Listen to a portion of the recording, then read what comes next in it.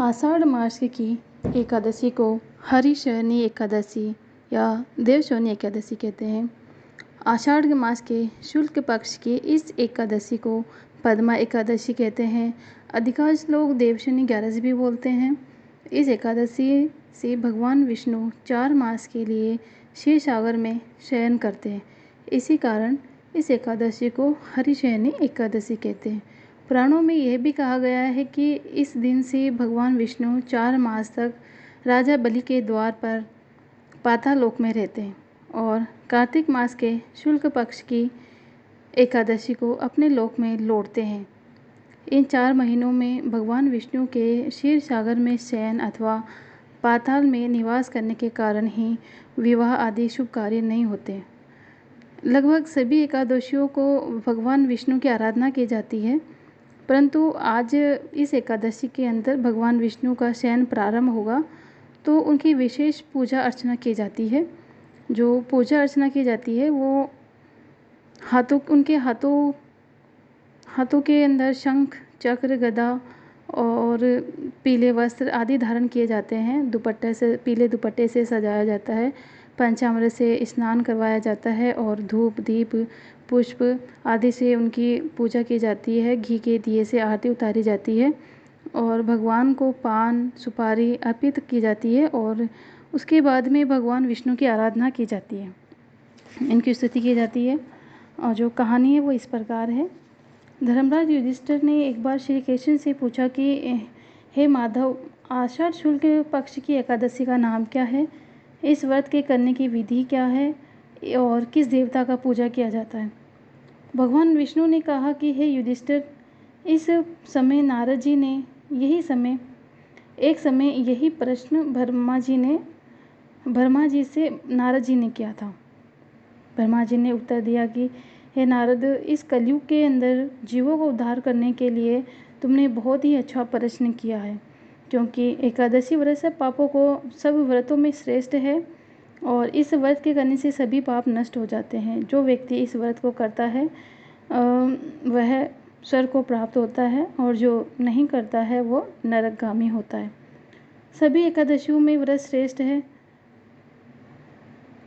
उनके करने से भगवान विष्णु प्रसन्न होते हैं, परंतु उन सब में भी आषाढ़ मास के शुक्ल पक्ष की एकादशी को बहुत ही पुण्यदायक माना जाता है। पद्मा नामक इस एकादशी से संबंधित पुराणों में एक कथा मैं तुमसे कहता हूँ।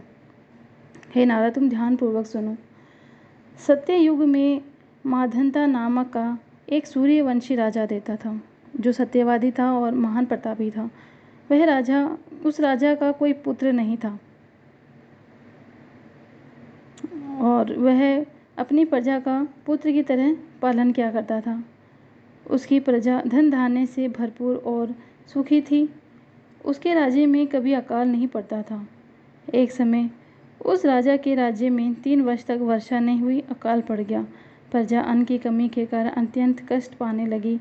अन्न के प्रभाव के कारण यज्ञ आदि सब बंद हो गए। एक दिन प्रजा राजा के पास जाकर कहने लगी कि हे राजन, समस्त विश्व की सृष्टि का कारण वर्षा है। वर्षा के अभाव में अकाल पड़ गया है और अकाल से प्रजा मर रही है। इसलिए ऐसा कोई उपाय कीजिए जिससे प्रजा का कष्ट दूर हो। राजा माधंता ने कहा कि आप लोग ठीक कह रहे हैं। वर्षा से ही अन्न उत्पन्न होता है और आप लोग वर्षा न होने से अत्यंत दुखी है और मैं आप लोगों के दुख को समझता हूँ। ऐसा कहकर राजा ने कुछ सेना के साथ लेकर वन की तरफ चल दिया।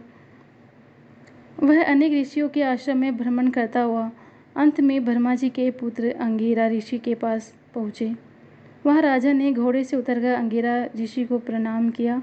मुनि ने राजा को आशीर्वाद देकर कुशल क्षेम के पश्चात उनसे आश्रम में आने का कारण पूछा। राजा ने हाथ जोड़कर विनती की और विनीत भाव से कहा, भगवान, सब प्रकार से धर्म का पालन करने पर भी मेरे राज्य में अकाल पड़ गया। इससे प्रजा अत्यंत दुखी है। राजा के पापों से ही प्रजा को कष्ट मिलता है, ऐसा शास्त्रों में लिखा हुआ है। जब मैं धर्मानुसार राज्य करता हूँ तो मेरे राज्य में अकाल कैसे पड़ गया? मैं आपसे इसी संदेह का निवारण करने के लिए आया हूँ। कृपया मेरे संदेह का निवारण कीजिए, साथ ही प्रजा के कष्ट को दूर करने का कोई उपाय भी बताएं। राजा की बातें सुनकर अंगिरा ऋषि ने कहा कि हे राजन, यह सतयुग सब युगों में उत्तम है। इसमें धर्म के चारों चरण उपस्थित है, अर्थात इस युग में धर्म की सबसे अधिक उन्नति है। लोग ब्रह्मा की उपासना करते हैं। ब्राह्मणों को ही केवल वेद पढ़ने तथा तप करने का अधिकार है, परंतु आपके राज्य में एक शूद्र तपस्या कर रहा है। इसी दोष के कारण आपके राज्य में वर्षा नहीं हो रही है। इसलिए यदि आप प्रजा का भला चाहते हैं तो उस शूद्र का वध कर दो। राजा ने कहा, महाराज, मैं उस निरपराध तपस्या करने वाले शूद्र को किस तरह मार सकता हूँ? आप इस दोष से छूटने के लिए कोई अन्य उपाय बताएं। तब ऋषि कहने लगे, हे राजन, यदि तुम अन्य उपाय जानना चाहते हो तो सुनो। आषाढ़ मास के शुक्ल पक्ष की पद्मा नाम की एकादशी का विधि पूर्वक व्रत करो। इस व्रत के प्रभाव से तुम्हारे राज्य में वर्षा होगी, प्रजा सुख पावेगी। इस एकादशी का व्रत सब सिद्धियों को देने वाला और तथा उद्रव को शांत करने वाला है। अतः प्रजा, सेवकों तथा मंत्रियों सहित तुम व्रत करो। मुनि के वचन सुनकर राजा अपने नगर में वापस आ गया और विधि पूर्वक पद्मा नामक एकादशी का व्रत किया। उस व्रत के प्रभाव से वर्षा हुई, प्रजा को सुख पहुंचा। इस हरिशयनी एकादशी का व्रत सभी मनुष्यों को करना चाहिए, क्योंकि यह व्रत इस लोक में भोग और परलोक में मुक्ति देने वाला है। इसकी कथा के पढ़ने और सुनने मात्र से ही मनुष्य के सारे पाप नष्ट हो जाते हैं। मित्रों, अगर आपको वीडियो अच्छी लगी हो तो वीडियो को लाइक करें, और हमारे चैनल पे पहली बार आए हैं तो इस चैनल को सब्सक्राइब अवश्य करें, और हाँ, बेल आइकन को अवश्य प्रेस करें।